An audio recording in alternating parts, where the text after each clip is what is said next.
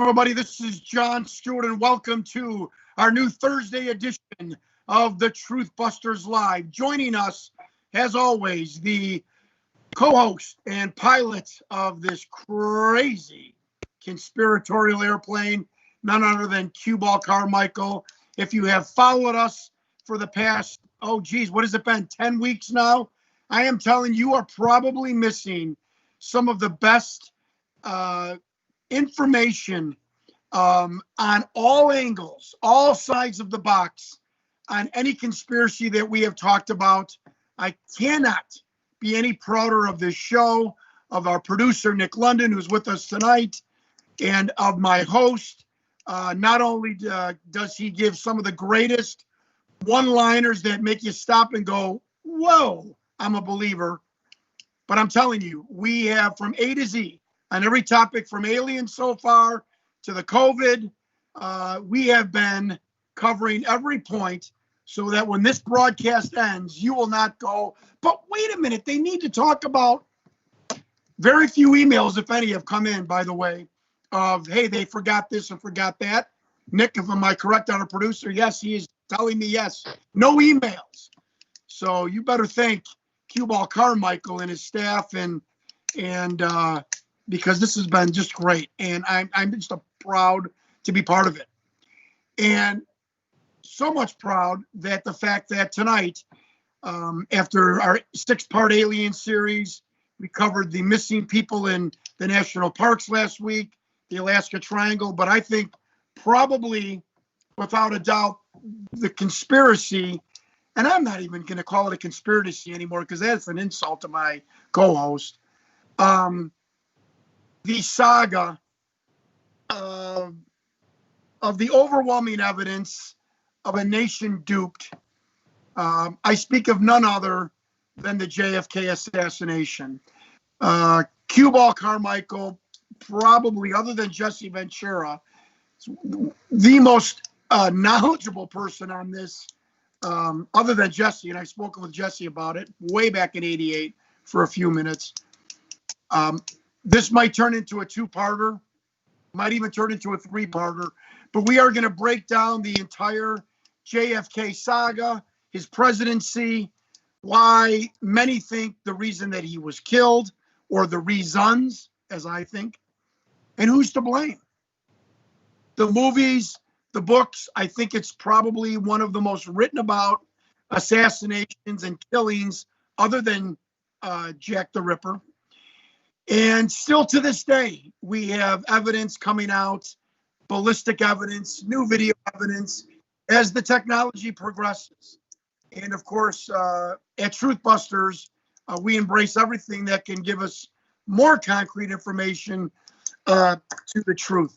So, Q, oh God, I have 7 million things going on in my mind right now, but let's just take us a brief, a lot of millennials, this is 40 years ago, more than 50 years ago? 50 years ago, 50 plus years ago. Yeah. Give us a synopsis of JFK, why he was so important, and why his presidency is still to this day trying to be emulated by most presidents that have followed him. Well, I would love to get into that, but I do have to tell a quick a TruthBusters story. Absolutely. That really shocked somebody. My sister is one of my best friends in the world, and has always been my biggest skeptic. And I say that in a positive way. When Sure. I started the wrestling, it was a hair team, and when I made it, she knew I would. And so she said, I saw your show. She's living in Hawaii now with her and her husband. Husband retired from the U.S. government. She still works for Genworth Mortgage Company over there, odd hours because she's working mainland hours. But my nephew lives over there. He's lived there for 10 years. He went there as a school teacher, became the dean of the history department, got his PhD at University of Hawaii, and now he runs an IT department. Pays more. He owns land on the lava field on the Big Island, in the Big Island of Hawaii. But he lives on Oahu and works. And my sister and her husband live on Maui. So she went into watching the show. Well, I want you to go back. It was February 23rd. The stock market had came off the largest week it had ever had in the history of the stock market. Jon Stewart, my co-host, and I were on the show. We were talking about the COVID-19, and both of us predicted together the crash of Wall Street. And within 12 hours, 12 Wall hours. Street had a crash. Yeah, Monday morning, first thing, the market crashed, and it went on to have the worst crash of an entire week in history. And we predicted on a Sunday night, and Monday it happened, and that week it happened. And, she went back and she had to check the date 3 times on the video to make sure I wasn't pulling her leg. And when she did, she goes, I was a stockbroker in the 90s. I handled a lot of her money and her friends' money, and I made them just tons of money because I was into it. It's what I did for a living. For 3 years, I went at it full time for 2 years.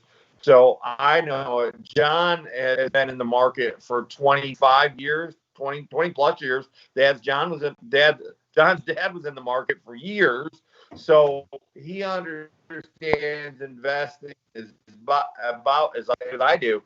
And we both predicted that crash together and it happened. And she watched that and she goes, has anybody came to you and asked you how you guys predicted that that week? I said, well, a lot of people have said, it was a good show and it was there. She was looking back at that. I think that show eventually one day will get mainstream airplay. And I think that it might even one day go viral. For my sister to say that was a pretty big thing and a compliment, not just to you, partner, but to Nick, our and I had talked that said it was going to happen, and within hours it happened. So, kudos to you, my partner, Jon. And I don't know if a lot of people know, but we have written several reality shows together. We've had them optioned by directors in Hollywood. We continue to write these reality shows. We've had 2 optioned and one a sizzle reel shot, and basically a pilot.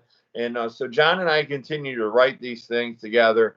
And we have a very like mindset, and we both have been in the market for a long time. And I didn't really think much about that show until she said that, the importance of that show. If 100,000 or 200,000 or 1 million people had watched that show, they would have been able to save, fortunes. Some of them save fortunes, get out of the market the second the bell rang and opened up. And, I didn't think of it like that, but looking back at it, it was a pretty monumental moment. And I think as the show goes mainstream eventually, which I believe it will, I think that's going to be a monumental moment in the history of our show was when we predicted that to happen within hours. And I just wanted to give kudos to you and to Nick, our producer, for that. JFK, Jon, where do we start? I mean, he was a man's man. We know that. We know that he didn't care what the rest of the government thought. He was very outspoken on issues. He felt there should be transparency. The first president that really felt there should be transparency between the U.S. government and and I think that's been like him is Donald Trump to a certain degree. But I'm not comparing the two. They're totally different. JFK was a legend. His family's legendary. But as a president, he stood out because he was truly for the people, by the people. And I've had one sense, and I don't think you'd have to go back into the early 19th century to find presidents that were like that. Abraham Lincoln comes to mind. He was a we the people, for the people, by the people. But for a very long time, the American people didn't have that. And we had that in JFK.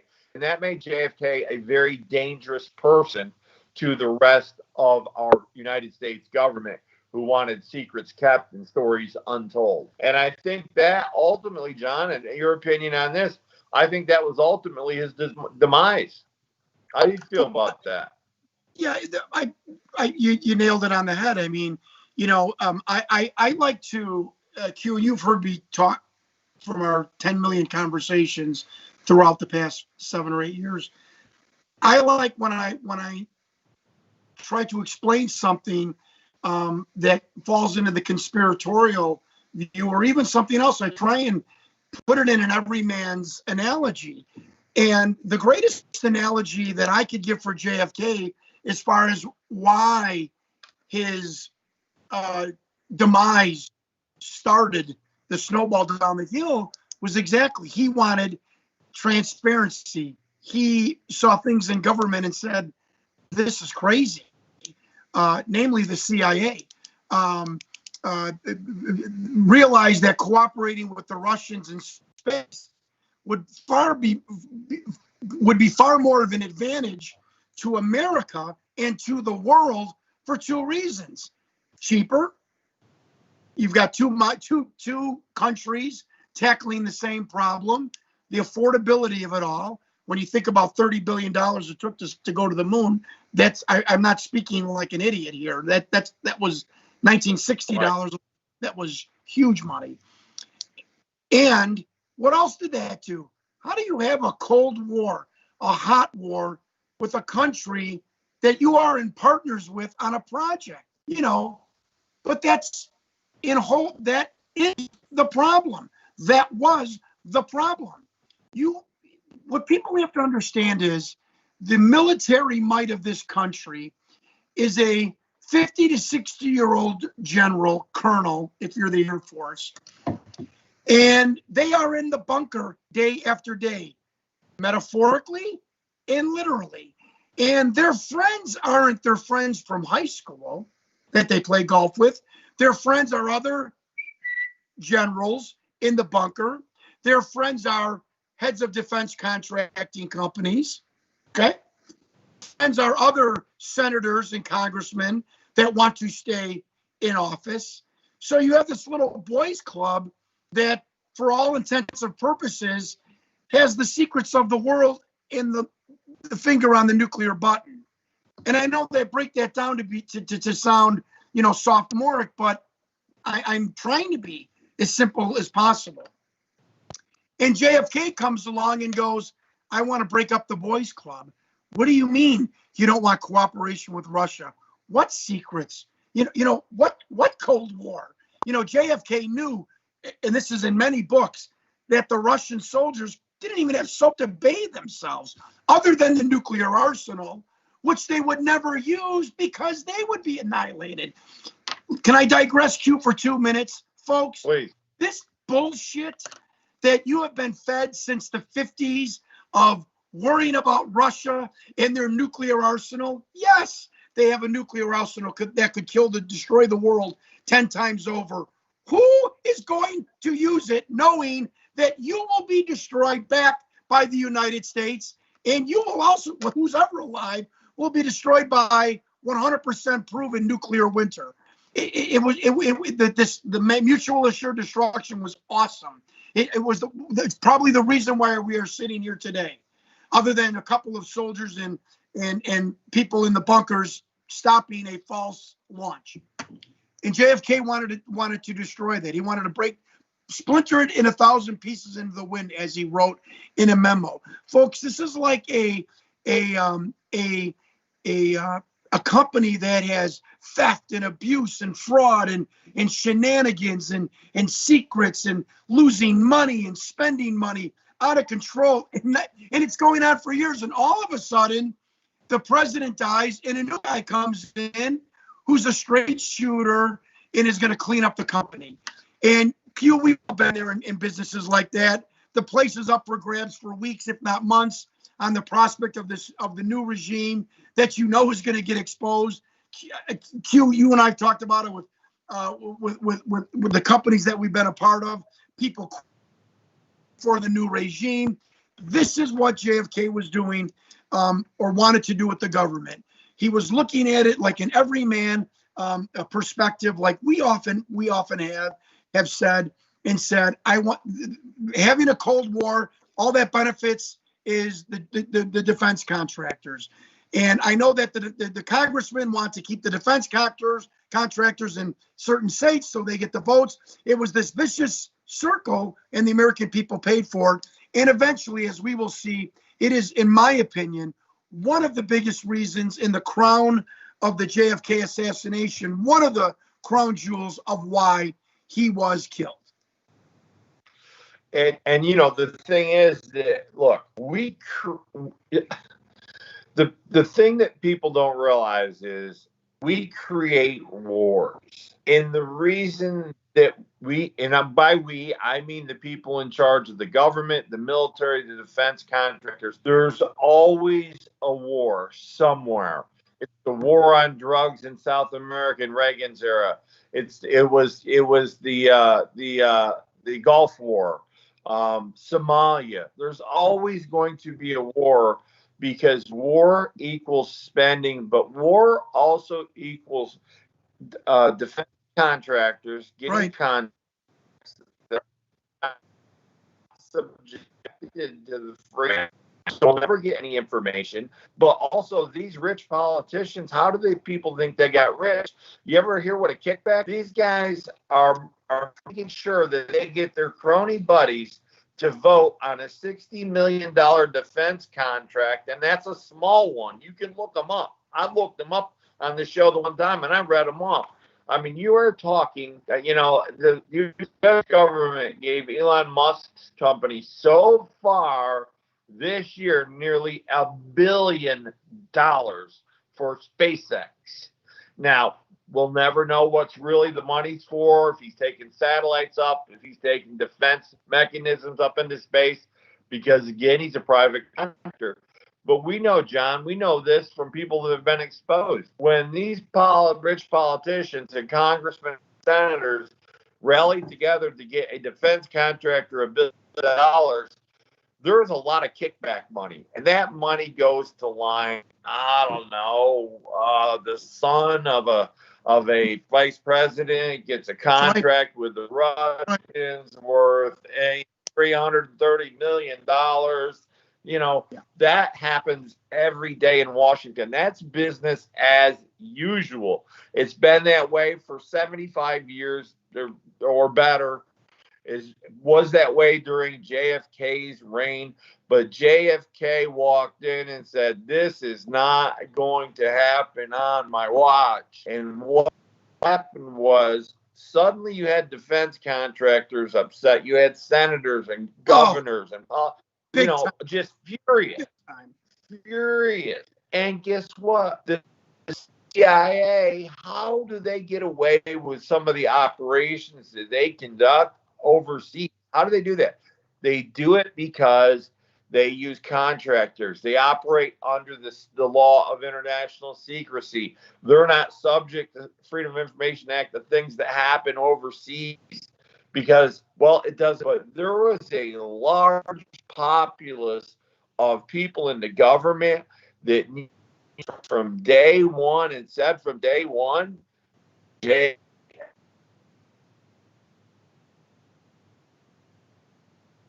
you're breaking up. You remember there was a term, that $1 billion boys club, but there was another term they used. They had a code name for JFK. The CIA did, and they did it. And it's like White Rabbit or something. White Rabbit has eliminated. They used a paraphrase, and they used a very ambiguous term to describe the president, but it's repetitive in a lot of information that has been released. And it was a term for the president. And basically, they said almost at the end of year one, they made the decision that he had to go. It was just a matter of when they were going to do it and how they were going to do it. I think it's really interesting. On the day he's assassinated, shortly before his motorcade comes down the street, a woman has an epileptic seizure, and all the police are over there trying to assist and aid her.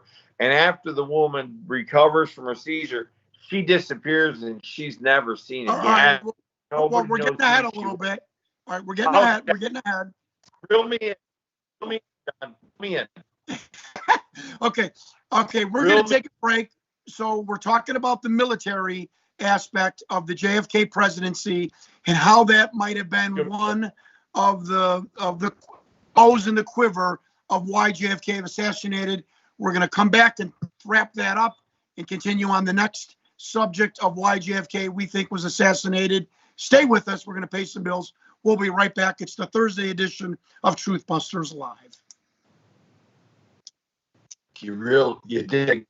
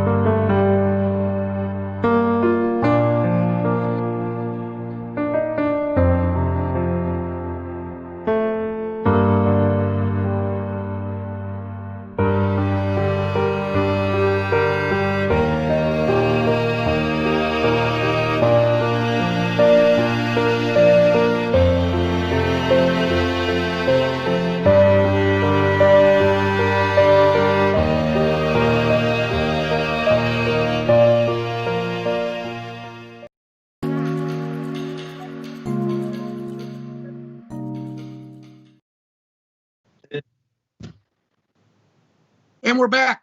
Thursday edition, TruthBusters Live. I'm Jon Stewart with my co-host Cueball Carmichael. Thank you for joining us. We are talking about a very important and very dear topic to both Cueball Carmichael and myself. We are talking about John F. Kennedy and the JFK assassination. We're trying our best to be as reverent and respectful of the topic and for his family. Chris Kennedy, his nephew, was a former running mate of mine for about 3 weeks when I ran for Congress. And so many members of his family are still alive. And we are trying to dissect piece by piece exactly what would make up the crown jewels. And I know that it's a kind of a, maybe not the best term, but basically the reasons. And we feel, along with millions of other researchers, the many different reasons for many different groups and people of why JFK was assassinated, because it's certainly 60 years later, it is almost conclusive proof that it was more than one group, more than one person, and a plethora of industries and politicians, insiders, informants, CIA, mafia, that wanted to see JFK go. Before the break, we were talking about the military possibilities and connections with JFK. For the simple fact, as has been researched, the military used the CIA, the military in conjunction with the CIA used for contracted killings. Now, I'm not getting to that yet. I'm simply trying to say is that the military is bound by law, cannot perform assassinations. Cueball and I talked about this the other day.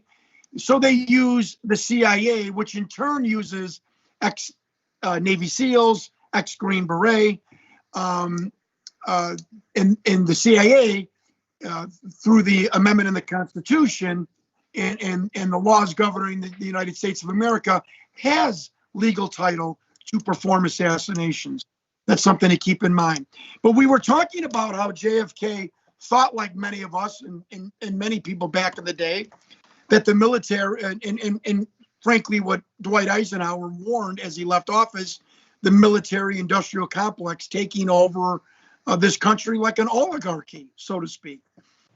And you know, and Q, we talked about this before. You know, even in 2020, do we need a 16th aircraft carrier group when we have nuclear missiles and Tomahawk missiles that can hit anywhere in the world in a matter of minutes? And how the military budget is just absolutely skyrocketed. And you're right. There always seems to be some kind of war. Q, one of the things that I read about JFK, which I thought was pretty interesting, was he was a voracious reader, and this ties in with the military, by the way, of World War I. And he, like many other people, you know, thought, you know, World War I should not have happened. You know, somebody didn't get the memo, as he put it in one of his books. You know, what Austria and Serbia and Germany, and the memo goes out that, you know, well, we're going to mobilize. If you mobilize your troops, don't mobilize your troops, and we won't mobilize your troops. And I'm not getting off into World War I. So, but I think that you can tangentially draw the line, Q, that JFK writing about that, being a disgruntled World War I historian, feeling that it should have never happened, and I agree too, because I am a voracious World War I reader. That does set up the fact that he wasn't anti-military, but he knew what the consequences could be if generals are in charge, if generals and military men are allowed to make the final decision, if the budget is left in their care.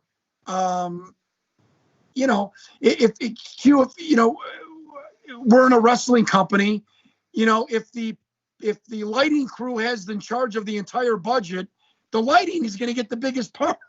If the wardrobe as say in the budget, the wardrobe is going to get I mean, you know, I know it's human nature, but we're talking about lives. So talk to me, Q. You know, we knew that JFK, you know, wanted to break up the CIA. Although he sent troops, you know, this is a misnomer. Yes, he did send advisors to Vietnam, but there is a quote in 1962. He said it to one of his advisors, I think it was McNamara, "We can't win this." And that's George McNamara telling that 40 years later. Kennedy told me, "We can't win this war. We can't. There's no way we can insert ourselves in an insurrection." And him wanting to bring back the troops, starting with the first 1,000 by Christmas, is a fact. You know, whether Lyndon wanted to keep the troops there or didn't, that can be debated. But JFK, yes, although he did send advisors, he wanted to start pulling out and sending the troops. And Q, talk about that. You're talking about, you know, let's use you as our evil person here on the broadcast. You know, you're the general, you're the Joint Chiefs, and you know, you and all of your cronies have been drinking at the Monaco all month in Washington, D.C., and baby, you're getting ready for a conflict in Vietnam that you know is going to spend billions and last for years and years, just simply because of the jungle canopy and jungle warfare. And you get the memo, we're pulling out. I mean, you're driving over to the Monaco. Tell me that, and I'm being serious here. Tell me the conversation, General Carmichael, of you and your cronies hearing that we're pulling out of Vietnam. Do you realize that if we pull out of Vietnam, that means there'll be no more defense spending? They'll cut the budget. They could force us into early retirement. And our greatest defense contractors that we award these contracts to make these amazing tanks and these amazing planes will no longer generate income, and we won't get kickbacks in our $1 million mansions. Are you kidding me? This war has to go on. We know we can't win it. It's impossible to tell a North Vietnamese from a South Vietnamese. We just all. If they don't run, we shoot them. If they run, we shoot them. We don't care. We need this war because we need the money, the circulation, the defense, and to build the military even stronger than it is now. So in case there's a risk, we're ready to go. That's the conversation.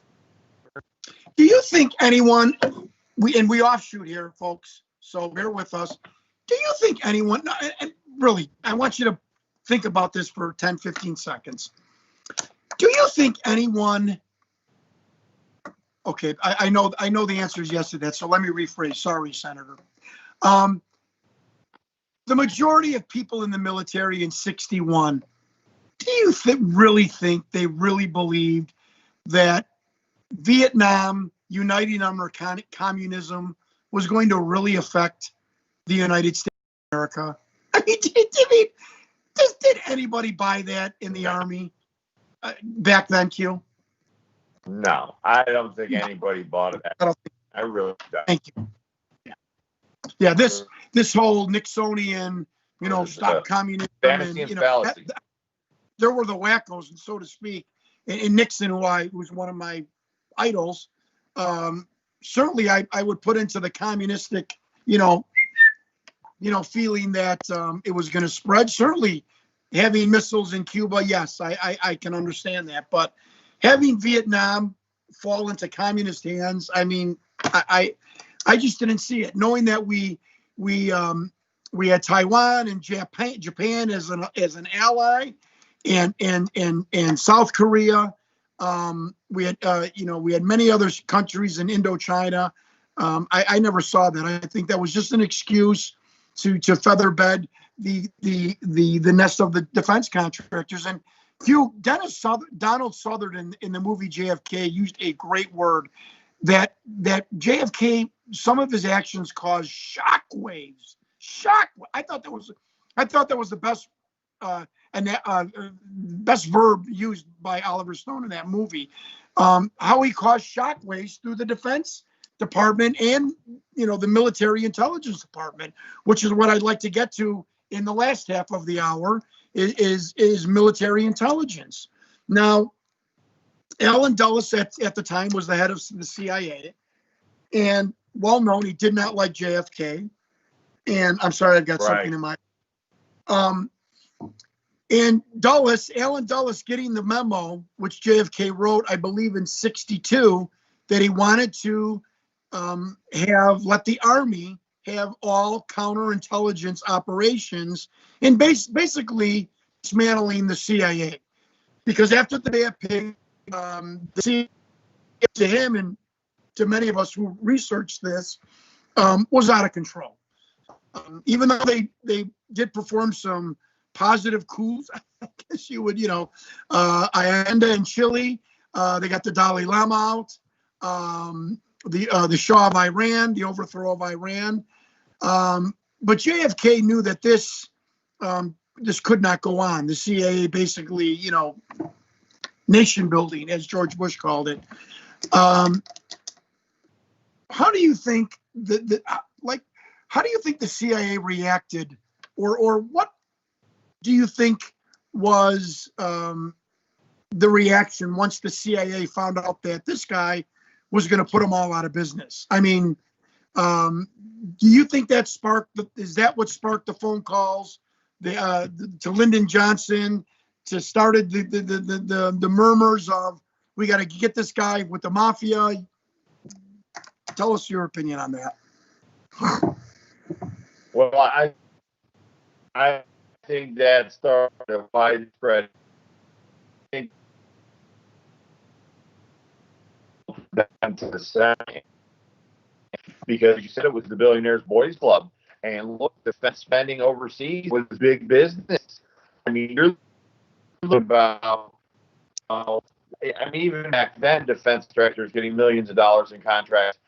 A lot of that money back then, there was no account. There were massive kickbacks to people that were elected officials and to people that were high-ranking military officials. People in the CIA were getting massive kickbacks. Let's look at it this way. The CIA is the only organization that has the license to kill, right? They're the only one that's allowed to do it. So basically, they have been killing whoever they wanted to kill, they deemed a threat for years. Along comes JFK, who is the biggest threat to them ever because he's about to out everybody. He's about to put them in the public eye. Yeah. He knows that senators and congressmen are going to be forced to vote against the CIA, even continuing, because license to kill isn't right. So what does the CIA do? They get the license to kill the guy that's about to out him. Plain and simple. They were not going to lose. At that point, they were so out of control. They were so rampant. They were so, involved in killing this guy. And then people that our fan base will never recognize the name. But there was sanctioned kills happening 3 to 4 times a month of people that presented a threat to the United States and to the security of the United States, according to the CIA and maybe a Senate oversight committee that was working with them that was all getting kickbacks. So the CIA was so used to just, hey, look, the answer to the problem is you put a bullet in somebody's head. That's the answer to the problem. So when a problem comes along, they didn't even look at it like it's the President of the United States. They looked at it as, here's another problem. What do we do with problems? There's a way. We can get it done. And they did it. That was just their answer for everything, man. And just do the kill. And I think they were so carried away with it that when JFK got in the way, when he threatened to do what he was going to do by outing a lot of things, not just look, we're not just talking about doing away with the CIA. We're talking about doing away, even back then, with the way they collected money. We're talking about doing away with mass spending. Instead, put it into education, put it into aeronautics, put it into jobs. All that money was going to be refunneled to the American people because that's what JFK stood for. And all the people that have been getting it, all those, including Johnson, were not going to allow that to happen, in my opinion. And the answer was to do what they all did with the problem, put a bullet in your head. And they did. Yeah, I mean, you again, you nailed it on the head. Oh my God, my head is spinning. I'm sorry. This subject just bothers me. I'm trying to say. Go ahead.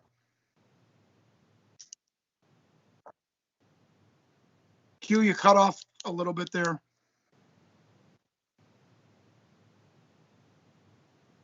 Okay. No, we're going to talk about, coming back after the break, about the military and the CIA and what exactly buttons and calls, so to speak, that they could have made. And what was unique about the day of the JFK assassination that a lone wild gunman could never have pulled off, as far as placement of troops and whatnot. We're going to be right back. We're talking about JFK assassination, probably going to be a 4-part series. Stay with us. We'll pay some bills. We'll be right back. TruthBusters Live.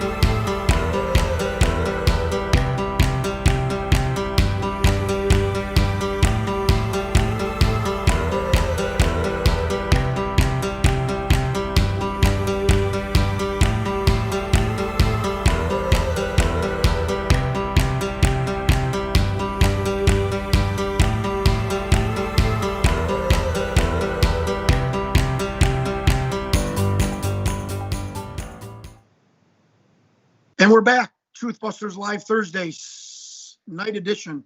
Jon Stewart along with Cueball Carmichael, our producer Nick London in New Brunswick, Canada.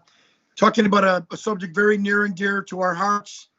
Trying to keep it as upbeat as possible and respectful as possible for the family members that are still alive. Talking about John F. Kennedy. Break. We pretty much I'll turn into a 4-part series, but that is good for you, viewer and listener, because that means we're going to cover everything from A to Z. We have been covering the military aspect of the possibility of the United States military being involved at any point, tangentially or in the wings of the JFK assassination. And we also went and talked about the CIA's possible involvement of the JFK assassination. And in the 35 minutes that we have talked about, we have proven that JFK wanted to end the Federal Reserve, which is a private company. It is not the American Federal Reserve, despite its name. He wanted to lower defense spending. He wanted to pull out of Vietnam, which would end the possibility of a multi-year war. He wanted to ban the CIA and wanted cooperation with Russia as far as space goes. Folks, I don't know about you. I don't know if you're 15 or you're 20 or you're 60, but I just listed 5 things that I think anybody would say would have a president in the line of fire, so to speak, metaphorically and literally, of his life being in danger, just on those 5 things. We talk about the day of the assassination, Q, and I'm not. It will be our final show on this, because we have just a milieu of information. Some of it has never been before. Some of it has been out there. But when we talk about a lone nut, that's fine, and that's fine, and we will explore that avenue, that possibility, as credible journalists and researchers here. But can a lone nut on the day of the assassination have the troops at Fort Hood stand down? No, that's something that the military had to do. The cover story, how we had Lee Harvey Oswald's, bio, studio portrait. This was in the movie in JFK, but this is the truth, that this story was out in Australia a couple of hours before it actually even happened in America, or after it happened in America, which is almost impossible. And again, full bio of Lee Harvey Oswald, like they had this thing in the can, ready to go. Lyndon Johnson in the motorcade. Again, I'm not going over the day. I'm just saying, can a lone nut do this, or can the military do this? You got Lyndon Johnson, they said before they made the turn on Elm Street, was basically on his hands and knees on the floor of his presidential motorcade limousine, anticipating something.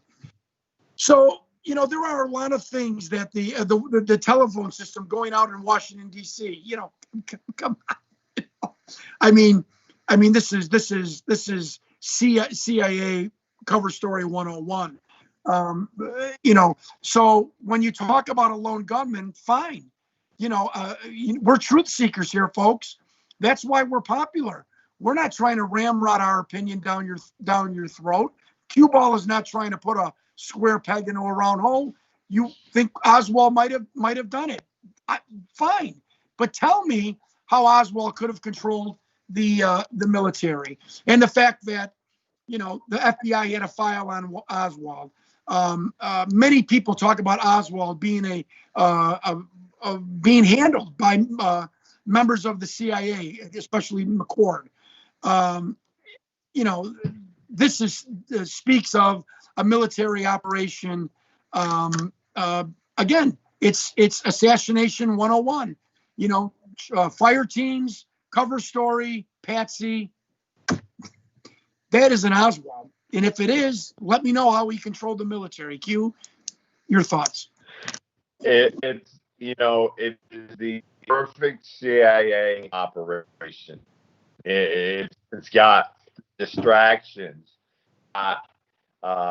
you know, a lot of noise to cover up things like the fact there was really 6 shots.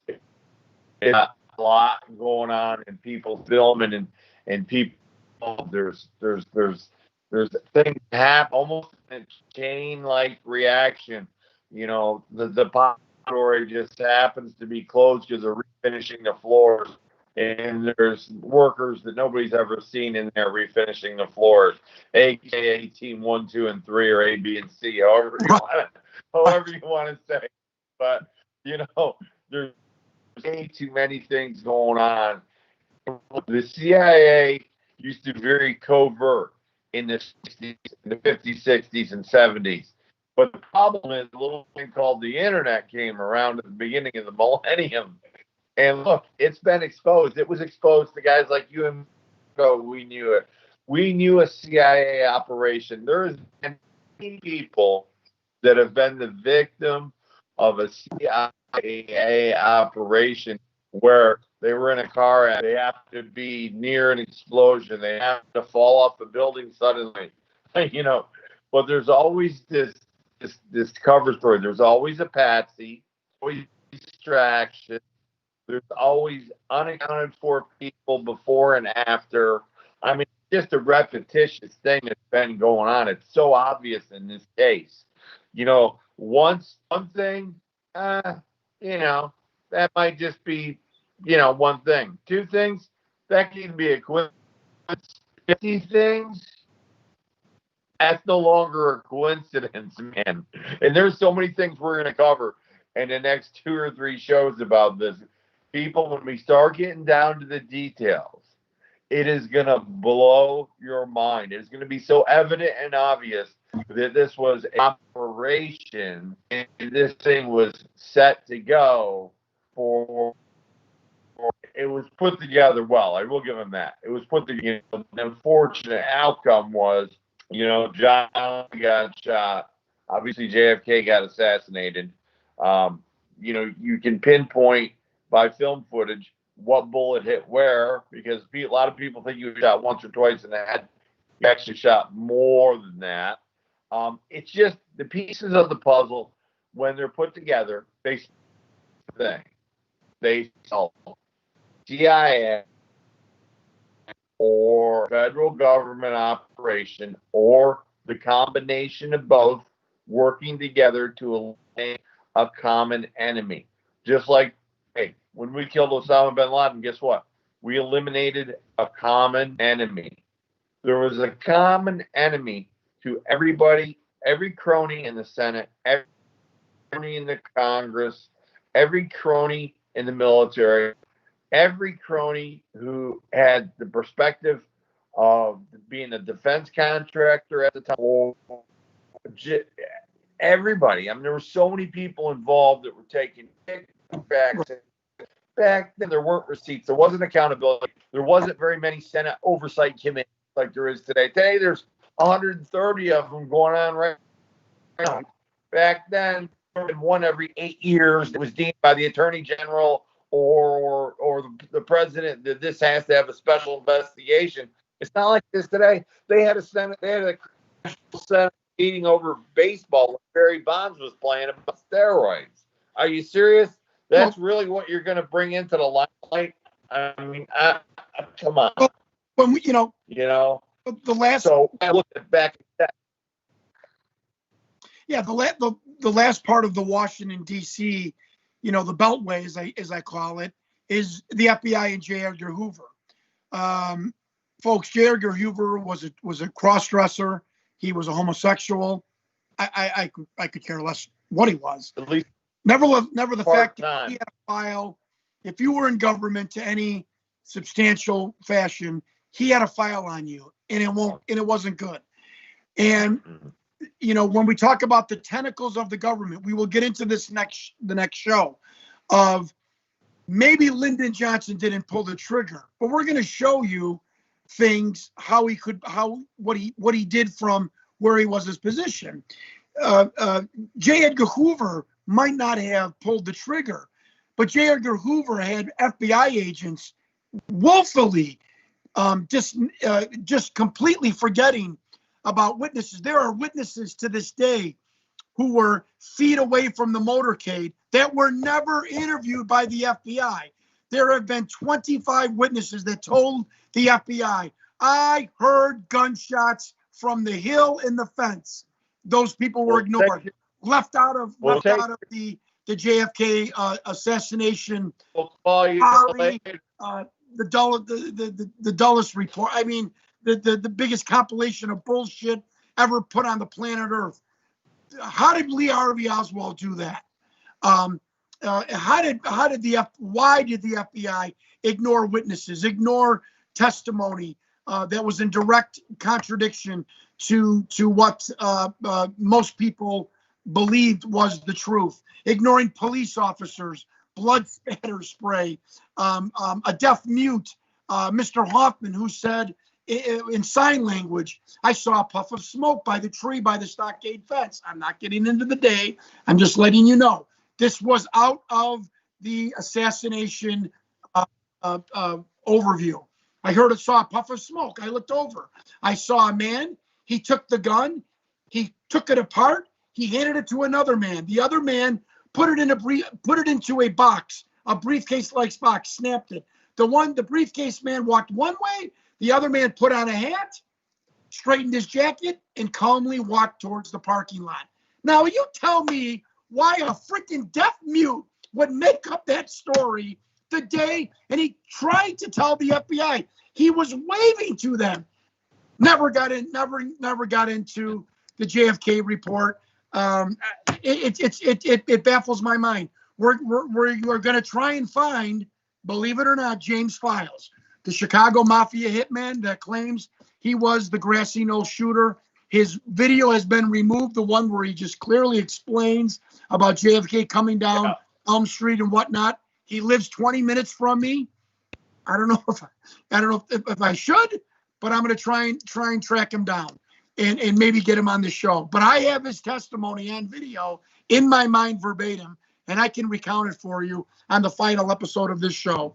So again, Lee Harvey Oswald is a shooter. I don't understand how this crazy lone nut that works in a book depository has control of the FBI, the CIA, the military.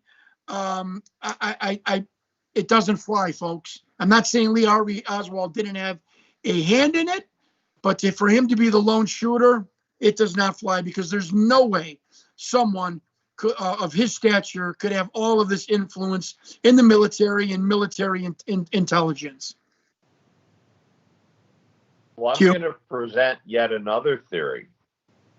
Lee Harvey Oswald was a loner, had a mother, no other relatives, and I'm going to introduce the theory that Lee Harvey Oswald was actually a Russian sniper, and his file was changed out, and they worked with his sniper to be able to speak enough English to be able to pass.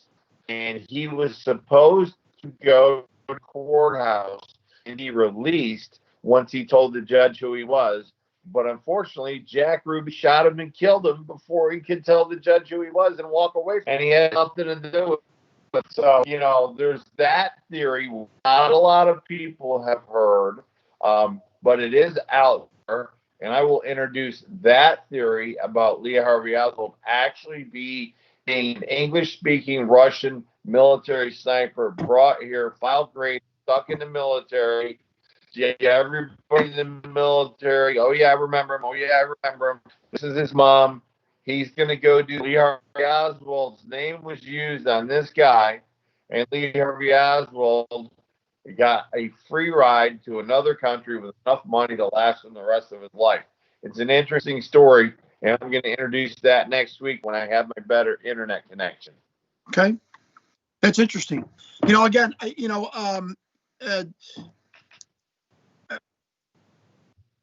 I'm trying to break it down as far as the military and CIA and the intelligence.